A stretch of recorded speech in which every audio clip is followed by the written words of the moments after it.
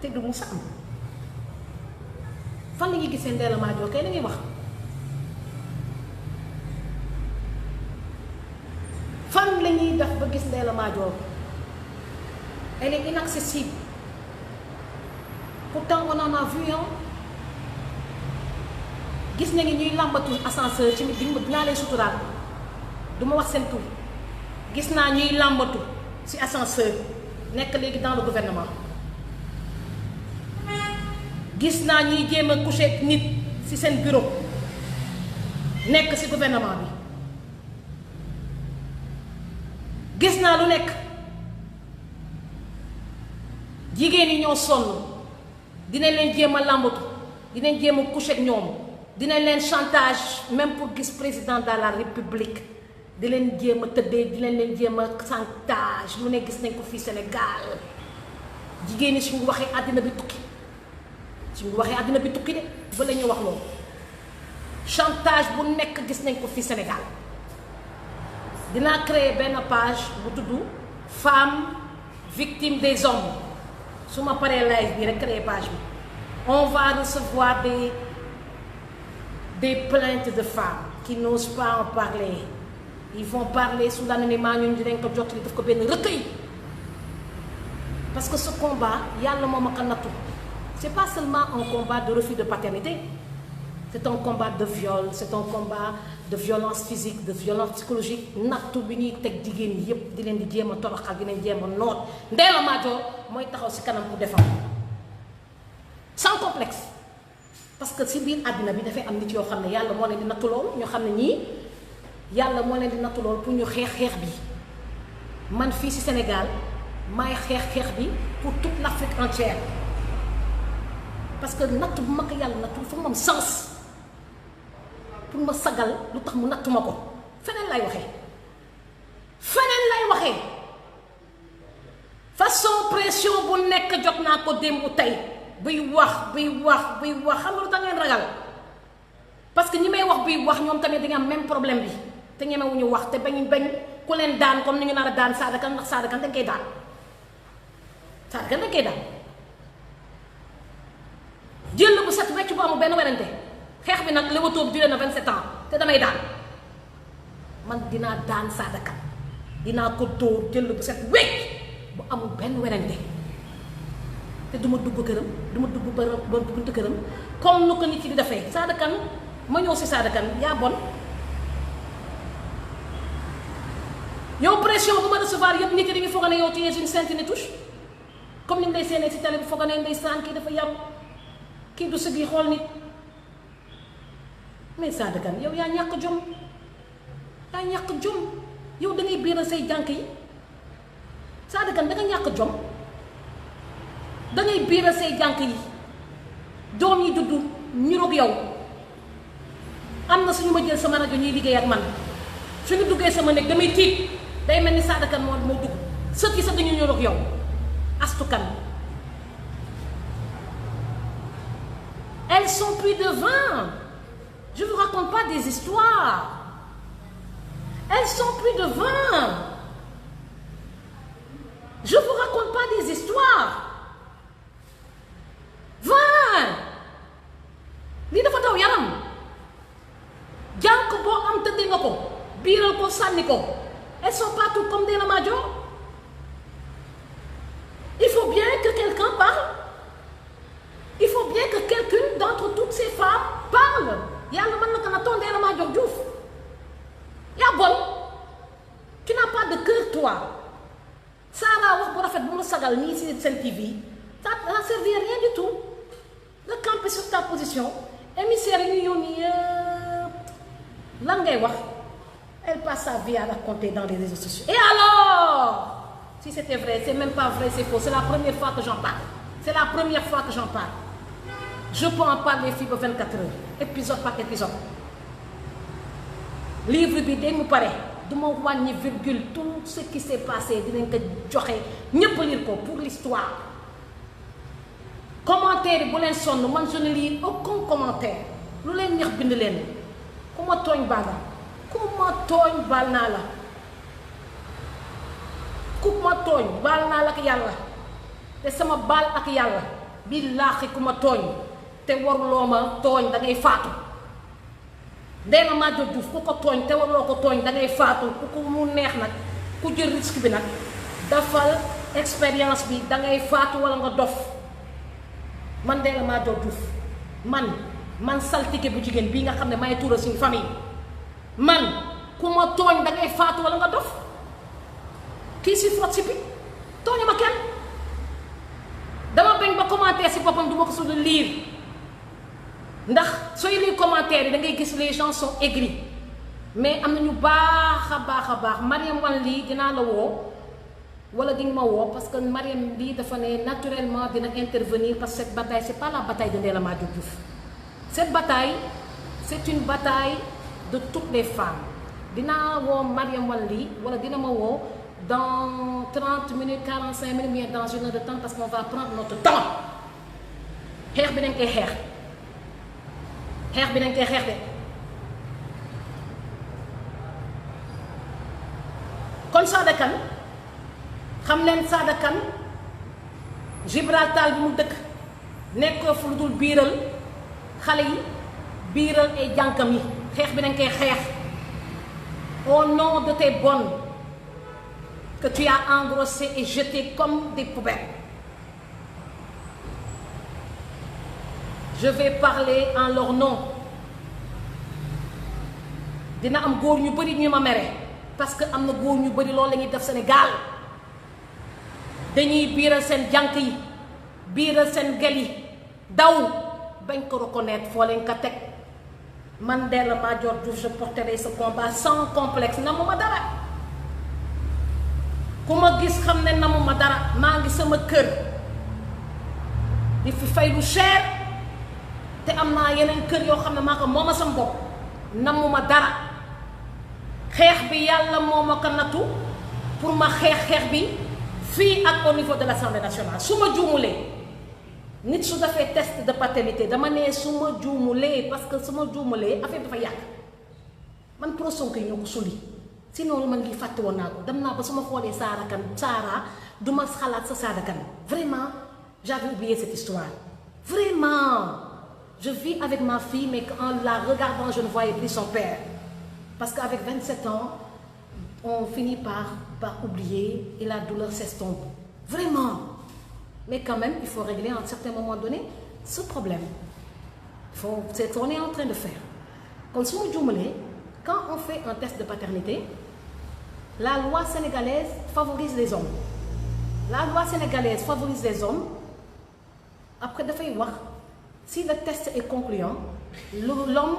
n'a pas le droit de donner son nom, mais a l'obligation de nourrir l'enfant.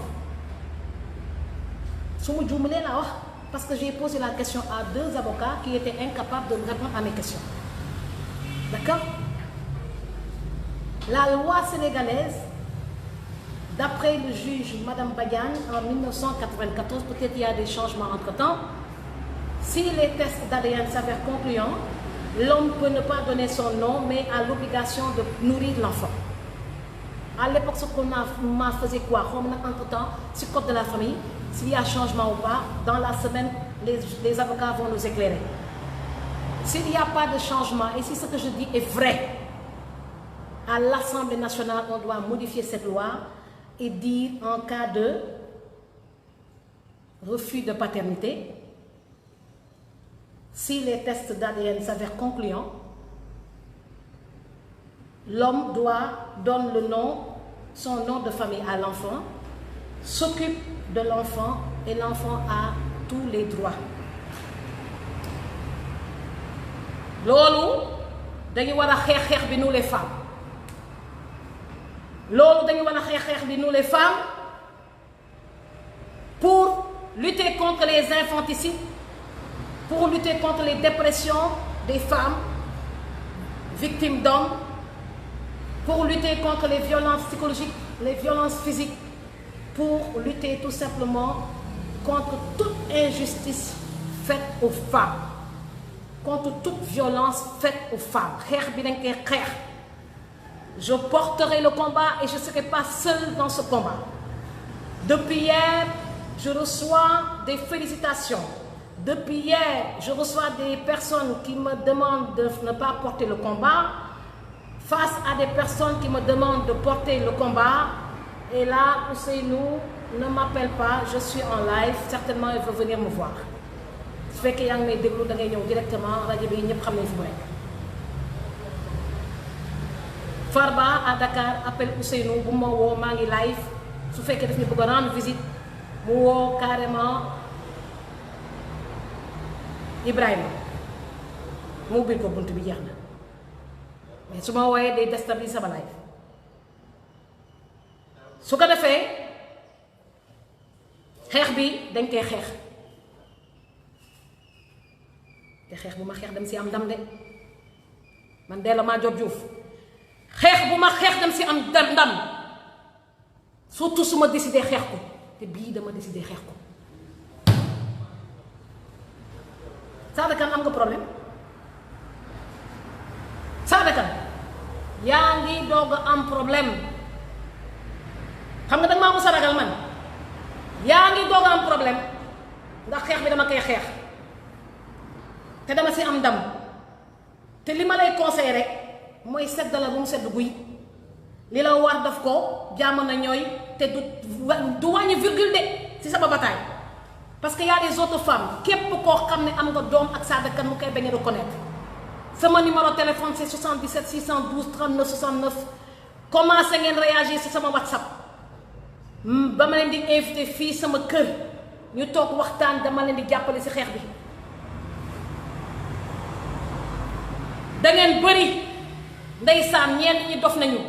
ñenn ñi feebar nañu ñenn ñi AVC nañu ñenn ñi dee nañu ndax gàcce ñi fi des tàllal naa leen sama loxo ñi fi des tàllal naa leen sama loxo te ngeen jël seen ragal bi ngeen sànni ko sa xaj laa wax affronter problème dañ koy affronter ngeen ñëw jàkkaarloo ak man et on va régler ce problème général comme ça plus jamais ça bépp góor maa xam ñëw bëri fii Sénégal bépp góor boo xam ne biiral nga parce que terme yooyu la ñu utiliser am na ñu ne biiral am ñu ne tooñ doomu jàmbur jigéen ñëwal si man ñu xeex bi dañuy xeex bi régler problème bi correctement ba xam ne dootul musti am maa leen gën a xam ne xeex bi may xeex ñu bëri dañ ma si découragé ndax dañu nekk ci situation boobu buggu jigéen yi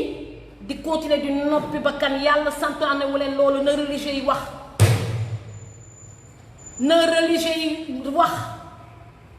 religieux yi suñu waxee dañuy ne képp ku ko def dañ la war a rey loolu la charia wax na religieux yi wax képp ku ko def dañ la war a rey man Ndella Madior aw ma gàcce aw ma rusukaay am naa sutura waaye soo demee ba war a xeex bi muy law di law ba Sada Kane biiral ay doomu jaamur yu bëri jànq yu bëri gel yu bëri biiral leen sànni leen si mbedd bi ba ngeen leen reconnaître mu nekk wax bu bon boo xam ne tout le monde n'est pas comme Ndella Madior ndax man namuma dara xeex naa xeex bi te Sada Kane taxul ma mel ni ma mel de daf ma si fekk si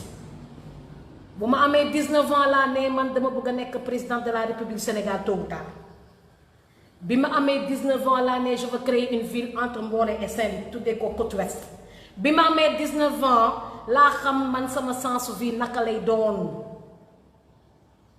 dégg ngeen wax am sama bac en 1986 dem faculté de médecine de Dakar université Cheikh Anta Diop de Dakar musuma redoublé musta am année blanche bi nga xam ne ñëpp redoublé woon moom kese mais musuma redoublé musta am bi ma nekkee 4e année de médecine nekk stage à hôpital Aristide Le Dantec moom benn xale bu gaañu ba saagañu si la décidé de créer SOS santé bi ma créé SOS santé il fallait faire la promotion de SOS santé bu ma defee promotion SOS fa laa xamee Sada Kane bi ma doon seen suñu kër tous les mardis mu ñëw si kër gi ak Madior nekk conseiller de son émission Regard boobu awma ko moom benn relation c'est quand j'ai créé SOS santé bu ma créé SOS santé fallait faire la promotion de tout un produit comme ni ma naree def promotion au VIP Café Radio parce que je ferai le tour de toutes les télévisions je ferai le tour de toute la presse écrite ak presse radio pour faire la promotion de cette nouvelle radio radio bu am Sénégal muy communautaire muy privé dinaa fa teg sama temps pour faire la promotion de cette radio da ngeen wax ji noonu laa defee woon nag le tour de toute la presse des artistes naa noonu laa xamante Coumba Gawlo noonu laa xamante Youssou Ndour noonu laa xamante Demba Dia noonu laa xamante Pape Niang noonu laa xamante Ismaël Lô noonu laa xamante tous les artistes parce que moi quelque part je suis artiste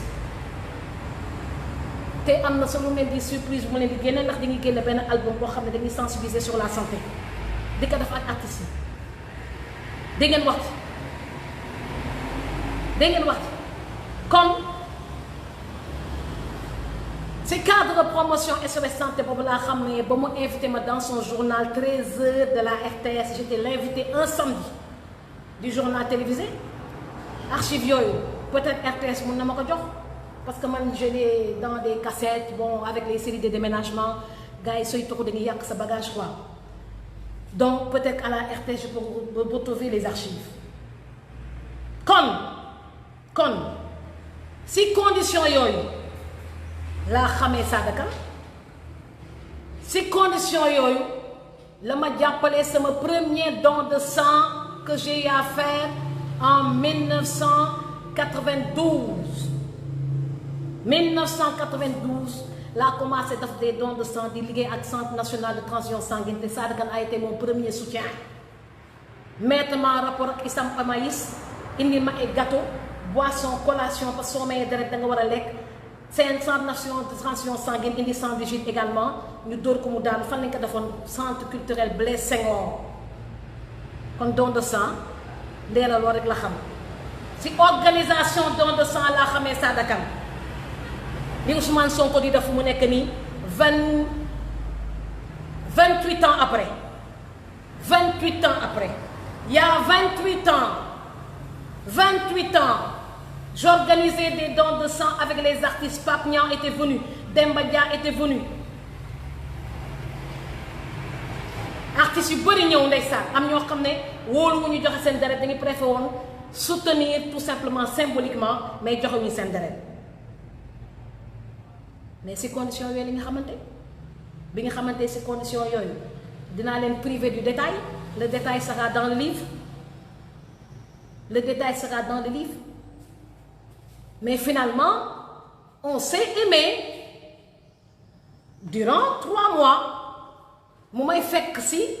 campus universitaire bu nekk Fass dans le local là le bureau de l'actuel maire de Fass foofu c'était ma chambre que m'avait prêté un collègue un promotionnel la ñu war a wax sax étudiant en médecine comment il s'appelle encore Ahmed Tidiane Diop que je cherche je sais qu'Ahmed Tidiane Diop si tu es toujours vivant tu es quelque part aux États-Unis on s'est une fois parlé en 2003 vraiment j'aimerais bien te revoir mu nekk sama xarit boo xam ne dafa baax ñoo doon bokk groupe xam man dama fidèle comme ñëpp ñuy nekk sama groupe damay entretenir de bonnes relations ak ñoom dañuy xaritoo le docteur Ahmed Tidiane Diop j'ai vraiment envie de te revoir parce que moo ma hébergé woon avec mes tortues avec mes affiches avec mes télés ma transformé chambre en paradis quoi avec des tortues parce que moi je vis tout le temps avec des tortues j'ai tout le temps des tortues dans ma chambre d'ailleurs tortues yi nekk fee dinañ toxu si ñëw fii tortues yi nekk Dakar toxu si nekk Saly fàtte woon naa leen toxal naa bagage yëpp fàtte tortues yi si toilette yi qu'on m'amène mes tortues parce qu'il faut qu'ils mangent des salades donc su ko defee waa Dakar Ami Mbàkke bi nekk Dakar jëlal salade nga joxal ma ko tortues yi ak tuuti ceebu américain bu nekk si néeg bi su ko defee si condition yooyu li nga xamante ba li am du mu amee ma résumé leen ko mu daw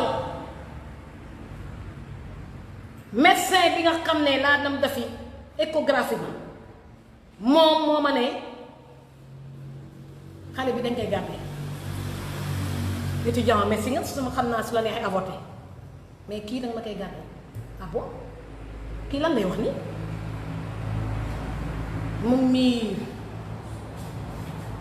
devant cette responsabilité yaa ngi partage Messenger devant cette responsabilité vraiment devant cette responsabilité ma ne garaaw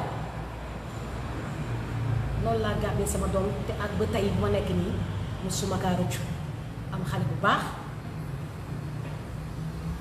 mu daw ne lan lay nettali sa papa Sada Kane su fekkee Madior Diouf moo tax nga ragal Madior Diouf moo la gën a gore yow doo rus Madior Diouf bi dafa sa émission regard problème bi bu mu amee sax tu as voulu me mettre en mal avec ma famille invité Madior Diouf ci sa émission encore regard mu accepté ko xam nga lan la wax comme que invité na ma encore xaaral ma dem xam naa suñu paree dina ñëw seet si doomam Madior loolu la wax moom ak Amadou Ly wax nag yow ba sonn récemment sama pap bu muy def ni ñu koy waxatee encore livre bi là bu muy génne livre bi dédicace su livre bi tu n'as même pas mis les pieds osé mettre les pieds ci cérémonie de dédicace de Madior Diouf qui a tout fait pour toi yaa ñàkk jom Sada Kane yaa ñàkk jom Sada Kane soo amoon jom nga teral Madior Diouf il a tout fait pour toi Madior Diouf a perdu sa femme ñëwuloo ko jàll ci kon yaa dëgër ñu doon def médiation bi yëpp dee nañu ñu doon def médiation yëpp ci sa famille dee nañu quelques personnes ñoo ci des nga dëgër rek moo tax tey may def live bii di wax ak yow di wax ak justice su Sénégal justice Sénégal xam nga lii mën nañ ko régler à huis clos au tribunal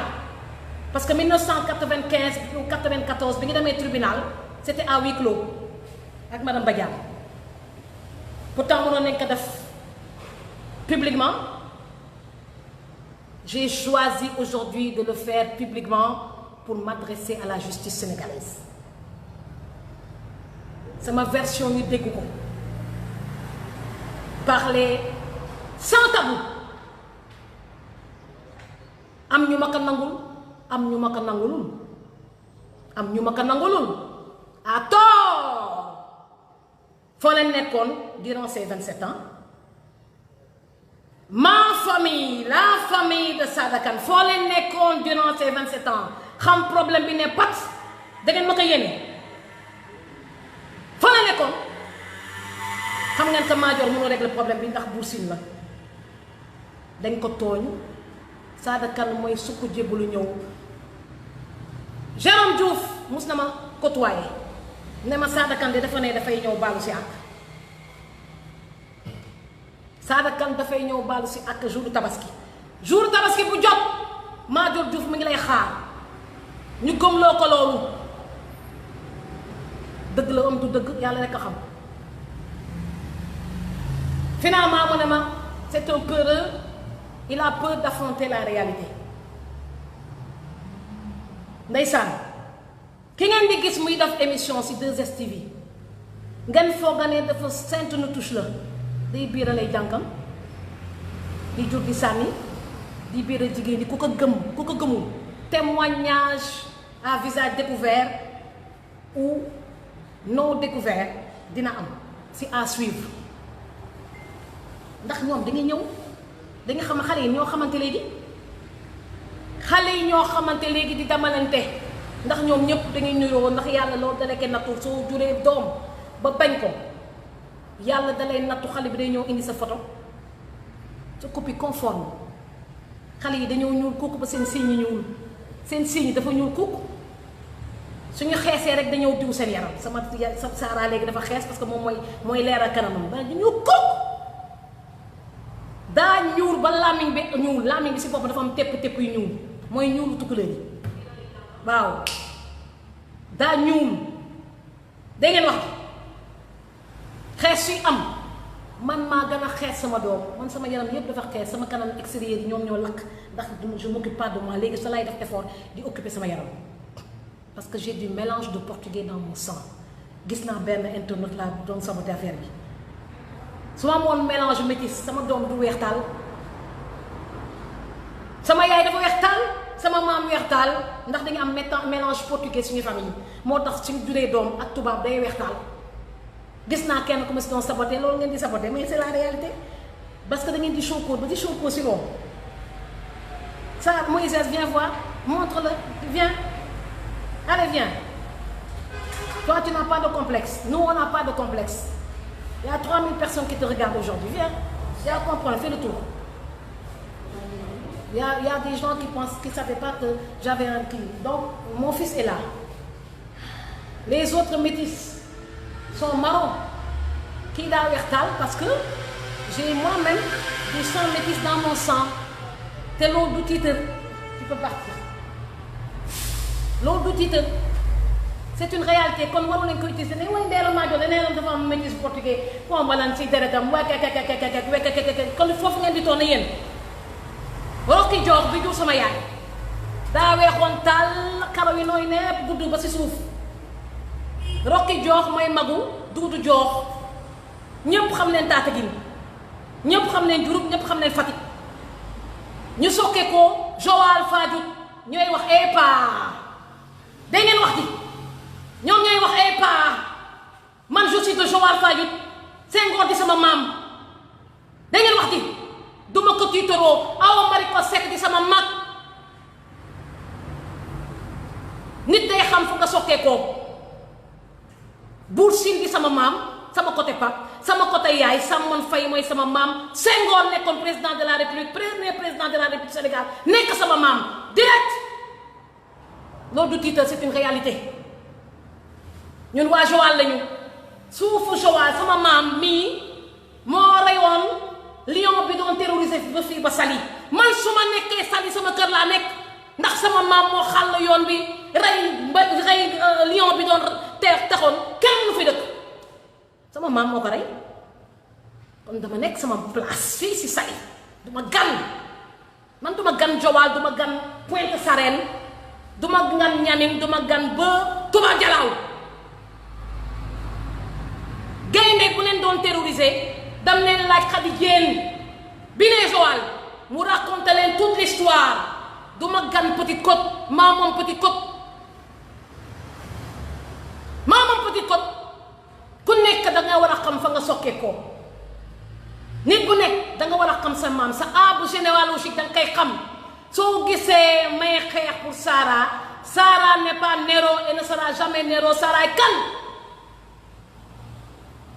et ça c'est l'histoire c'est la justice sénégalaise qui me doit ça à travers Sada Kane qui va régler ce problème mort ou vivant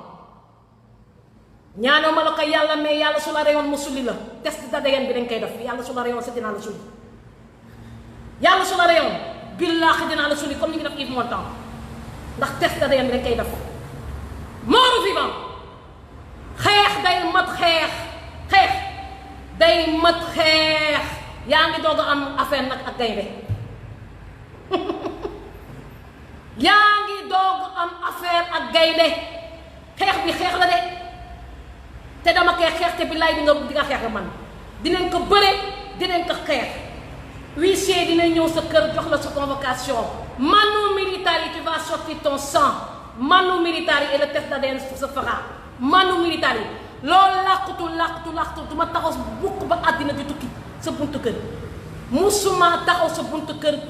pour vilipender la comme yeneen doom yi ni la vilipender musta am mais huissier moo fay taxaw indi la sa convocation parce que test d'ADN dinañ ko def. Cette bataille sera internationale. France 24, Radio France Internationale, toutes les radios et télévisions du monde la wax CNN. Cette bataille sera internationale pour les femmes. dootu leen biiral ci doomu jàmbur di daw munta ne yàlla su ma natoo problème bii dafa xam ne man mun naa ko régler te dinaa ko régler. yow yaay kan Sada Kane ba kenn xam mënuloo la dara sa famille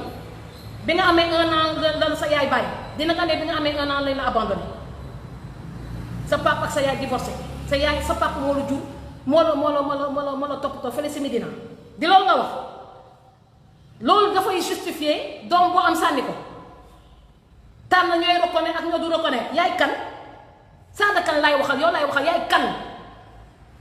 kan ba di jur sànni yaay kan ba di biiral say jànk di jur sànni ñooñu ñemewu ñu wax ndax amuñu doole Ndella Madior nag moo am doole pour wax ak yow faalewu ma la Ndella Madior moo am doole pour wax ak yow am ses outils de communication nar a régler tous les problèmes des enfants non reconnus dans ce pays sans complexe sama doom Sara amul benn complexe leena la may wax soo ñëwoon di fay scolarité amat sa doom fare cours Sainte Marie de Anne moom moo doon fay scolarité boppam te danga ko doon romb mu ne gis ngay fay scolarité amat dangay tànn ñu ngay reconnaître ak ñu nga du reconnaître nga amat affaire ñoo la ëpp xaalis fuuf ñoo la ëpp kër fuuf ëpp la outil de communication fuuf te faalewuñ la waaye sa li nga war a régler da nga koy régler force y aura une bataille de communication lu la neex na nga wax waaye sa deret dinañ ko jël mort ou vivant bi laak sooy juum ba di dee avant dinañ la sulli sooy juum ba di dee avant dinaa la sulli test d'ADN bi par force dinañ ko def ça va servir de leçon à tous les hommes li may wax nii dina choquer des gens parce que dañuy tiit parce que dañu ne man tamit jur naa sànni de mbaa dañ ma def képp ku fi jur sànni te nga man je vais porter ce combat dee dinaa la sulli ñu def test d'ADN képp ku fi jur doom ba faatu dem tëdd cimetière dinañ la sulli def test d'ADN parce que lii dafa yomb trop Ndella Madior va porter ce combat daf ko benn ONG vous allez apprendre à respecter les enfants dañu war a am un certificat de naissance déclaré par leur propre père États-Unis doom boo fa jur yow yaa koy déclarer sa bopp yow en tant que femme mais fii Sénégal benn jigéen amul droit déclarer à moins que nga déclarer sa doom daf ko sa tur mais góor gi mooy war a indi sa pièce d'identité déclarer foo leen ko teg jigéen dafa war a déclarer doomam ce combat on va le combattre à l'Assemblée nationale lii moo tax infanticide di yokku lii moo tax le taux de déclaration des enfants du yokku parce que da ngeen nekk ci àll yi di biiral doomu jàmbur yi di bañ a reconnaître doomu jàmbur yi foo leen ko teg fenn tegu leen ko fenn vous aurez Ndella Madior Diouf en face de vous sans complexe awuma ci benn complexe ragaluma ci kenn et je porterai ce combat waaw am na koo xam ne Félix Ibrahima xam naa ne standard baa ngi exposé maa def expert rendre ko muet pour ñu bañ a dégg sonnerie yi waaye kii war a dugg jox ma ko avertir leen Ibrahima su ko defee ñu continuer waxtaan wi na ndox bi ñëw verre bi na ñëw ndox bi ñëw pourquoi le verre s'est déplacé verre yaa ngi fi am pagaille donc su ko defee maa ngi leen di gërëm di leen di sant ndax gis ngeen on est à 3210 sur cette page sans compter vues yu nekk ci yeneen page yu synchronisées YouTube bi c'est la première fois que mu exposé nii 523 personnes sont en train de regarder sur YouTube donc waxal ak moom ba pare en hors antenne su paree nga jox ma ko donc su ko defee waxtaan bi vraiment ñu tàmbale ko képp ku bëgg a intervenir mën nga woo ci 77 par WhatsApp 612 39 69 dinaa la jël ci njëkk ak teraanga ku fi débordé dinaa la couper elle est prête daf lay nga fu professionnel donc ku paree ngeen jox ma ñu enchaîner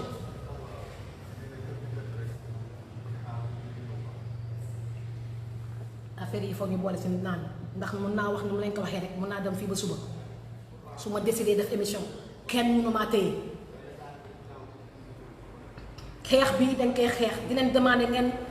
partager vidéo bi partager leen vidéo bi au maximum.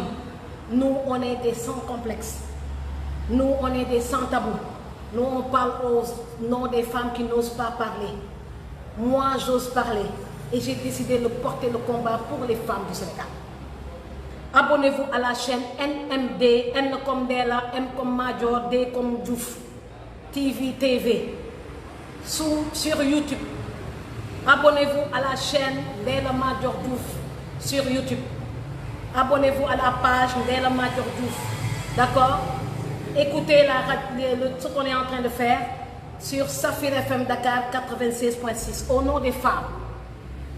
au nom des enfants qui n'ont pas été reconnus officiellement par leur père et qui ont été reconnus par le cœur. képp ku fi jur sànni soo tëddee nelaw di nga xam ne du doom ji yaa ko gis yaa ko jur da ngay ñëg rek. salaamaaleykum maa ngi wax ak sama maman ndeysaan di wax ak sama maman Mariam Wane Ly nekk la première femme qui a créé un parti politique qui est actuellement au Canada et qui se bat pour la promotion féminine partout en Afrique tous les partis am pare na donc du ñu def lu dul jox ko kàddu bi mu nuyoog Sénégal yëpp en tant que femme politique doog na ko wax ci wax ji maa ngi lay nuyu maman.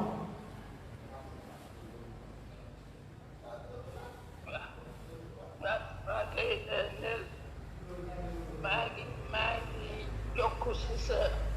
appel bi maa ngi lancé appel bi nga lancé maa ngi koy appuyé. ñu ngi lay déglu. pour que autorité parentale bi yaa may dégg. maa ngi dégg ñu ngi lay dégg waaw. autorité parentale da ngay jege téléphone bi rek pour baat bi fort jegeel téléphone bi comme ça sa baat fort jegeel téléphone bi. waaw. maa ngi appuyé bu baax a baax. pour ñu régler problème xale yu bari yu nga xam ne ndeysaan nit ñi wala def examen wala mu ñu ko këy ndax rek seen papa bañ leen déclaré am na xam ne lu ko def na sax bañ a déclaré seen waa bi daal ñu rek ci autorité parentale góor mooy benn ñaar tout sa doom ba pare ndax kii ko bañ ko doog a def waaye jàppale bu baax a baax a ñuy déglu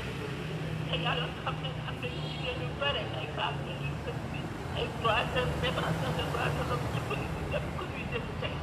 da nga jàpp si lii ñuy wax ndax ñu trouvé si solution bu baax a baax a baax a baax normalement Afrique ak Sénégal amoon nañu solution bu nga xam bu ñu déggee lu mel du ñu bàyyi sax ba ñu egsi ba yàlla tey ku mel na Ndella Madior yàlla ak Tëmbal yàlla wax na si nit ñi bu dul woon ni benn nit ay nit yooyu jóg takku xeex dëgg taxaw kon nit ñu nga xam ne dañuy def lu dul dëgg kon day bare trop te dañuy moom kat kon nag lii muy dox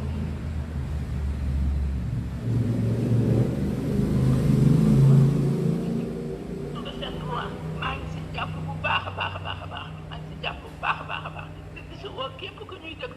mu jàpp si ñu si trouver solution ñu si souffrir bare na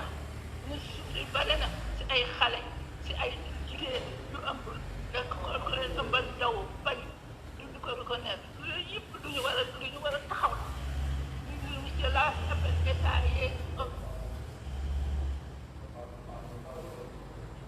dañ si jàpp trouver solution si loolu parce que lii moom lu jar a xeex lu jar a taxaw waaw dégg nga maa ngi sowe di wax ci ginnaaw maa ngi sowe lii la woote am sowe bu baax a baax a baax. jërëjëf. Cheikh Bello Mène nekkee ma si boole moo ma si tax parce que yow ñëpp xam nañ ne ma diggante yëpp ñëpp xam nañ ne nag ñu bëri xamul buñ koy wax sax ngay wax sama bopp te yaayam mën na sax xaalis ko xam ne yaayam mën na sax mais bokk ma xamante wuñ kii wante di doxante loolu yëpp mais dëgg daal loolu la dëgg moo yor ay nit nee na lu baax kenn du ko gis muy dox lu baax bu ko nit ñi moo ci lu baax nit ñi ñoo koy dox dëgg tam day existe parce que nit moo koy dox moo koy kii dañ daan kii de dëgg la def wala dëgg la wax waaw waaw di dem nii rek ñu naan dëgg nga ne amul kon na koy wax dëgg ak yu def dëgg ak dëgg lu baax képp kuy nit war nga si jàpp kon daal maa ngi si jàpp bu baax a baax a baax. voilà maa ngi lay gërëm di la sant bu baax maa ngi lay gërëm ngay sant di la sant bu baax a baax a baax a baax standard bi moom mi ngi exposé ñu bëri ñu ngi bëgg a intervenir donc ñu ngi lay jaajëfal bu baax parce que toi tu es là yow yaa ñu xalal yoon bi yaay première femme bi créé parti politique fii si Sénégal moo yow yaa tax ñu ñeme keroog jooju bu mu lay dégg RFM bi nga créé Parena di def sa interview RFM je faisais partie des auditeurs qui étaient à l'écoute après yow yaa ma inspiré ba ma créé Réconciliation nationale pour les Vies africaines. Tu es une belle maman une gentille maman qui est toujours à côté de nous ndeysaan maa ngi lay gërëm di la sant di la gërëm di la sant di la gërëm daal di la gërëm parce que da nga accepté nekk à côté de nous ci combat bi. Voilà, merci maman ñu ngi lay gërëm di la sant vraiment ça nous touche merci maman. Donc le standard expose kon du ngi def rek lu dul bàyyi la nga noppalu ko bu baax fële ci Canada on a décalé 5 heures xam naa yaa ngi doog a yeewu merci. Voilà donc c'était Mariam Wanli moom nee na day xeex bi à côté de nous chargé leen ko balaa muy fay day xeex bi à côté de nous kon mu nekk loo xam ne dafa am solo lii rek dafa neex ngay xeex bi les femmes africaines jóg di ne ndee la ñu ngi lay gërëm di la sant ci ni nga accepté def témoignage bi à visage découvert ndax c'est pas facile c'est un sujet très sensible c'est pas facile mais ce n'est plus sensible pour moi je suis désolée je suis pas sensible j'ai même appris à tolérer ça dëggan baal naa ko ndax li ma may nii may ma doom ju baax baal naa ko ak waaye li ko war da koy def li ko war si yeneen doom yi te mu jur leen da koy def li jigéen góor ñu nekk si même situation yëpp dañ koy def pour xale yi ñu déclarer leen xale yi ñu dem école sans problème xale yi ñu siggi te du gàcce c'est un petit problème qu'il faut régler c'est tout et la vie continue c'est un petit problème qu'il faut régler et la vie continue man 27 ans taxawuma si buntu saaga kan 27 ans saagawuma ko 27 ans topp ma si ginnaaw pourtant ñu may invité 2STV su xamee que damay ñëw plateau 2STV day daw mbëkkante nañ fa 2 fois day ne bonjour après mu daw man may liggéey sama liggéey je suis pas du tout traumatisée je vis ma life tranquillement je vis ma life xale yi di màgg tranquillement mais dafa am problème yoo xam ne il faut ñu régler ko te dañ koy régler et cette bataille coûte cher pour les gens qui me critiquent c'est ça mon histoire c'est une histoire d'une femme d'une mère célibataire bu am jom bu ne quand j'étais 5e année de médecine parce que 4e année de médecine de la créée sur la santé quand j'ai été en 5e année de médecine j'ai croisé sur mon chemin un homme qui s'appelle Sadaka yàlla def lu mu def bu mu defee lu mu def gynécologue bi ne ma tu vas garder cet enfant ma ne su ma ko garder du ma ñàkk jom maa jot Diouf ak Juma Faye du ma leen sonnal si prise en charge ak sama bourse faisant fonction d'interne ak xaalis bu ndaw bu ma Sud FM doon jox si laa doon jëndal sama doom ay yawut si laa doon jëndal sama doom yére si laa doon jëlal sama doom ay saabu ruus naa laaj Juma Faye ak maa jot Diouf saabu ruus naa leen laaj dara pour toppatoo sama doom man maa toppatoo sama doom man maa fayal sama doom scolarité man maa yóbbu sama doom Croix-Rouge Roosevelt fële derrière Assemblée nationale fayal ko ko man maa yóbbu sama doom cour Sainte Marie de Anne fayal ko ko yàlla su leen après yóbbu ko ISM ba fu mu nekk nii ma dénk ko rajo Dakar Safir FM Dakar féetewoo bu sali pour toppatoo sama doom plus tard moo tax bi ma demee ba xeeb lu ma Sud FM di jox ma créé sama rajo bopp Ousmane Ngom ministre de la santé joxe instruction pour ñu may jàppale maa jot Diouf si boppam di ma yóbbu si otom boobu mi ngi député à l'Assemblée nationale di ma yóbbu Dantec centre hospitalo universitaire Dantec man ma nekk étudiante en médecine pour ma def samay stage matinaux à Dantec day ñëw jësiwaat ma 13h 15h pour yóbbu ma 13h la may jësi pour yóbbu ma defi samay cours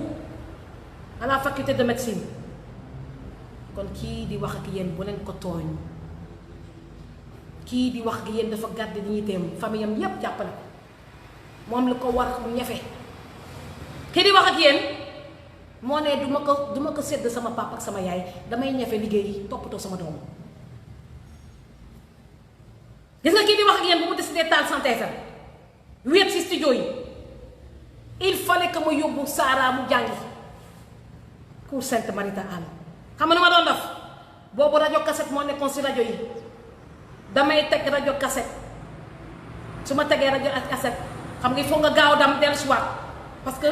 am na rajo cassette yoo xam ne du déclencher rewind bi le temps que ma yóbbu Sara cours Sainte de Marita Anne dellu si waat li 17 Liberté 6 extension damay ñëw fekk rajo bi fay. kii di wax ak yéen moo installé boppam avec quelques techniciens la rajo kii di wax ak yéen était mère célibataire ñefel boppam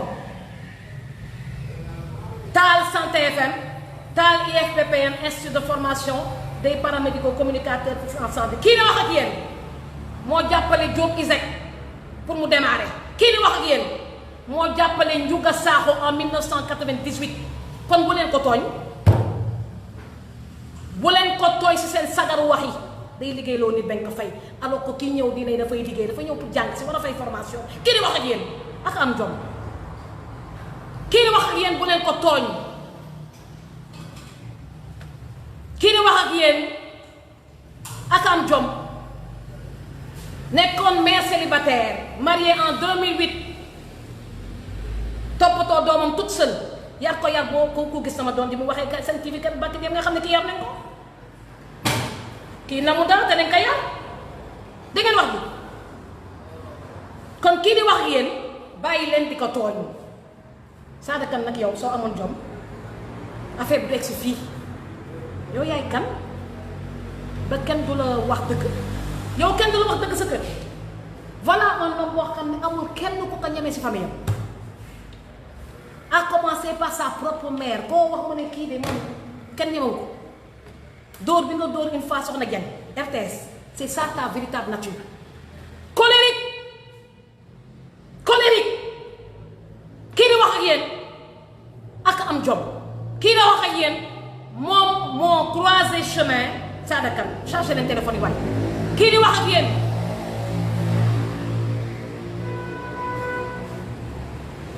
kii di wax ak yéen soo leen bëggee communiquer man de bind leen ngeen di bind kii di wax ak yéen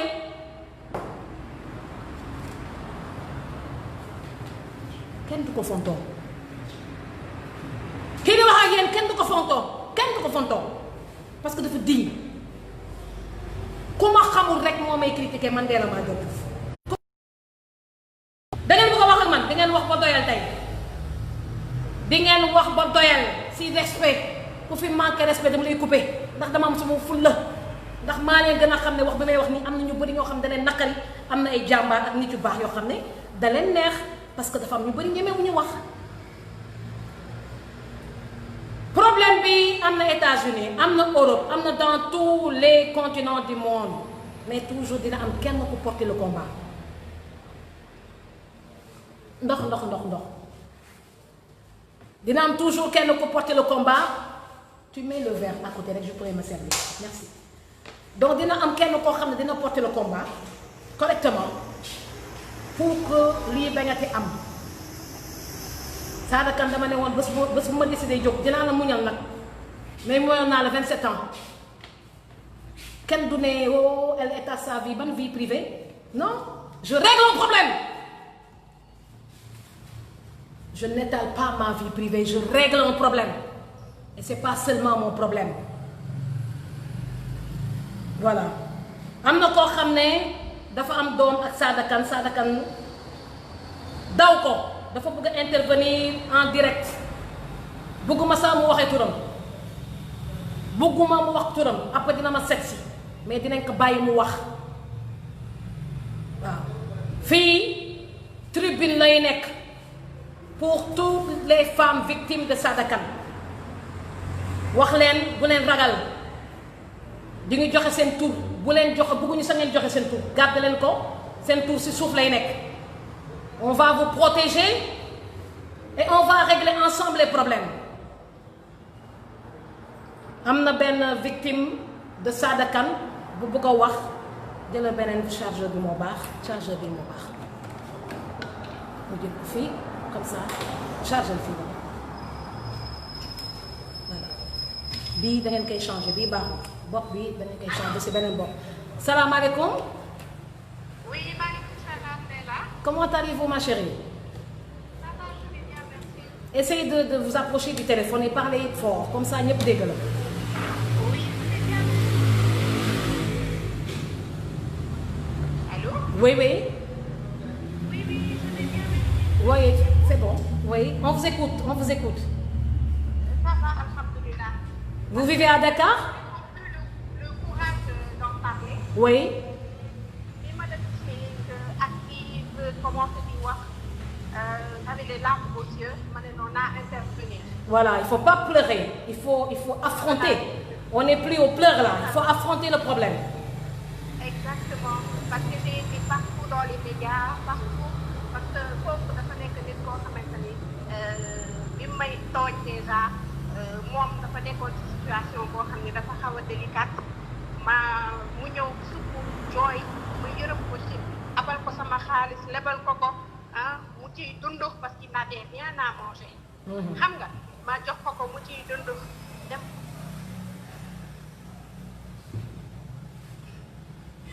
suuf reconnaître ko dem ba si biir xam nga rek amaat tuuti xaalis ma koy fayee ko sama xaalis mu ne ma léegi dañ def test ADN. Après? ñu toog il a dit pendant presque 2 ans ou 3 ans il ne l'a pas fait toog ba mu nekk mu xëy suba teel ne daf koy dem defi ji. Avant ça on a été au tribunal yéeg wàcc ba heureusement il a gardé de l'enfant maintenant nag dem na la haute service là on attend les résultats moom rek laa yàttal ci mu génn. waaw test d'ADN ma wóor. non ñii duñu ay nit. test d'ADN rek ma wóor du ngay nit way ndeysaan. Ils sont nombreux à le faire. Imagine da ngay sax dafa ak man defe naa ak mu xool sama doom wax ko amoo bàyyi sama doom ko application affaire bi métti ko et ça fait mal quand tu vois ton enfant réagir comme ça. Ndeysaan. Mais il faut que l'enfant soit fort. Gis nga dans la vie il faut éduquer les enfants dans la vérité. su fekkee da nga ko nëbb keneen nit bu soxor mooy ñëw rek basculer ko xoolal man ni nga ma doon def sama live yi bu may jàppanteeg waa Sonko dañ ko doon dugal si kii bi si commentaire yi mais heureusement j'avais préparé mon enfant il faut toujours dire la vérité aux enfants. Voilà, moi je lui parle tout le temps il a 7 ans mais je lui parle tout le temps. Ça c'est vrai, ça c'est bon. Ça, je lui parle tout le temps mais en tout cas man je vous encourage d'accord maa ngi yàkkamte nag page bi am ba ma nekk ci admin yi sax bokk. su ma paree rek dinaa créer page bi les victimes d'hommes. Après tu vas venir me voir à Saly on va se battre ensemble. Voilà, je vais me déplacer et puis dire encore c'est un gars que je pense que vous connaissez très bien parce que je l'ai une fois vu vous parler c'était pendant les élections je pense. Ok, j'ai pas compris li nga mujjee wax.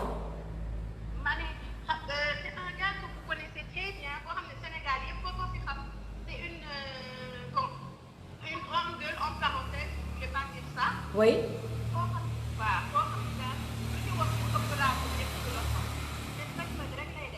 Déedéet kay te il était dans mon entourage également. jeex na amul problème dans les victimes les victimes d'hommes après di nga si dugal. Voilà, c'est ça. mais ils sont tous pareils ah ñu si bëri dañuy biiral rek di excusez-moi du terme di tooñ jigéen ñi après jur sànni loolu fi nga ko teg. fi nga teg. waaw léegi nag mën na noonu dem na amati dem.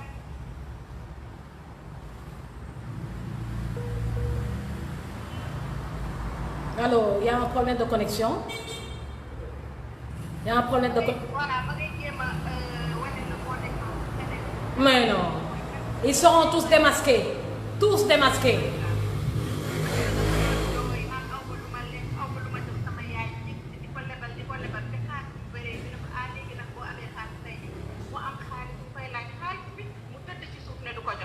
Ndeysaan. Ma ne la il a reçu ça par wala yenn montant yi j'ai les wari ici avec moi. Ndeysaan. À peu près combien d'argent? Ay nag 80 millions. Combien de millions? Presque 20 millions. Presque 20 millions ndeysaan. dañuy noonu la ñuy def dañuy lekk jigéen ñi lekk jigéen ñi naxaate lekk jigéen ñi rek lañ fi nekkee ndeysaan. waaw moo tax pension alimentaire bu koy jox doom bu koy jël di ko sànni sax dafa koy jël par force di ko sànni sax du ko koy gis. ah man de musuma lekk pension alimentaire góor te dañ leen musuma lekk pension alimentaire góor dañ la koy ñaane jox ndeysaan nga toppatoo sa doom rek. billaay dañ la koy ñaan jox musuma lekk pension alimentaire góor sama premier mari dañ ko daan pension alimentaire musuma jox pension alimentaire.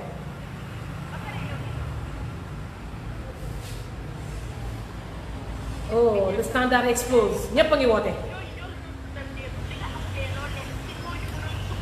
waaw. waaw.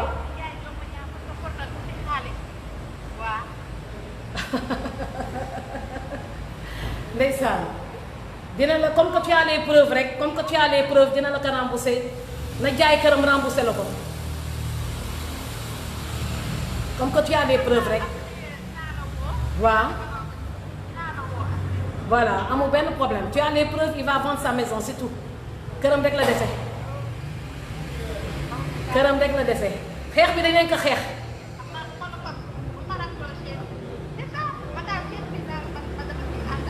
waaw waaw dinañ ko xeex et dans le calme sans histoire. voilà dans le calme sans histoire parce que namuñu dara dañ leen di sarax xaalis namuñu dara waaw dinañ di sarax bien sûr wax bi ñuy wax nag nakari na leen waaye namuñu cucco. kon on va se parler en hors antenne mu nekk voilà ndeysaan benn victime wu Sada Kane mu nekk benn victime Sada Kane boo xam ne Sada Kane lekkal na ko 20 millions am ak moom doom mu dof léegi nag noonu la ñuy def ndeysaan donc je suis pas la seule man nag moom lekkalu ma dara Sada Kane moom lekkalu ma dara bii moo ko gën a soxla charge te bii moo charge bu baax bi donc su ko defee léegi am na ñoo xam ne duñu ñemee wax hors antenne dañuy préférer wax jox ma léegi dinaa mën a jëlee sa bopp. am na ñoo xam ne dañuy préférer wax ñii ñu ngi wootee des États-Unis mais képp ku dugg rek ñu ngi lay ñaan wax bi rafet wax bi gàtt ndax ñu bëgg a intervenir bëri nañu dès yow da ngay ñëw épingler ma sama numéro nandite ngay jaay da ngay def nii rek mun nga ko def te doo feeñ da ngay def nii rek épingler numéro nii bind pour participer après épingler ko mun nga ko def te doo feeñ ñu ngay def pour participer mun nga ko def si beneen téléphone def ko si téléphone bi kon def ko si téléphone bi soo duggee si am na page Facebook da ngay bind pour participer appeler par WhatsApp 00 221 77 612 39 69 moom ngay def donc 00 221 77 612 39 69 man nag Ndella Madior Diouf nag kii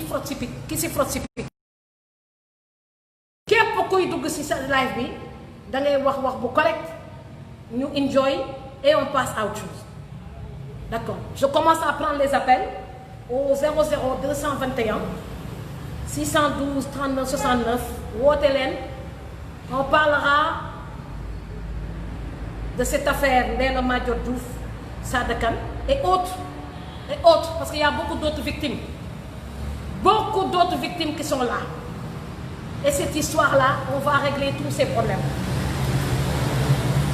am na ñu ma seet si personnellement bi ngi ne tëll dugg dama tiit dama foog ne woon sa Sada Kane moo nekk sama kanam tellement que dañu ñuroo ndax xale yi ñoom ñëpp ñuroo mais Sada Kane yaay kan ba doo reconnaître sa doom yi nga xam ne sont issus de ce liaison hors mariage wër di tooñ jigéenu jàmbur wër di tooñ doomu jàmbur fooga ne di nga si indemne comme ça mais le temps a changé y a maintenant les réseaux sociaux nekkatuñu époque boo xam ne RTS moo fi nekkoon rajo nekkatuñu si époque boo xam ne rajo privé yi dañ leen doon compter et que pour jaar si journaliste soo leen jëndee parfois wala ñu nekk xarit Sada Kane duñu la jël léegi télévision si poche dañuy tonn rajo ci poche télévision ci poche loo bëgg a wax ci àddina bi danga koy wax àddina bi dégg ko man ku xeex ak man da nga rep parce que dama am samay média yoo xam ne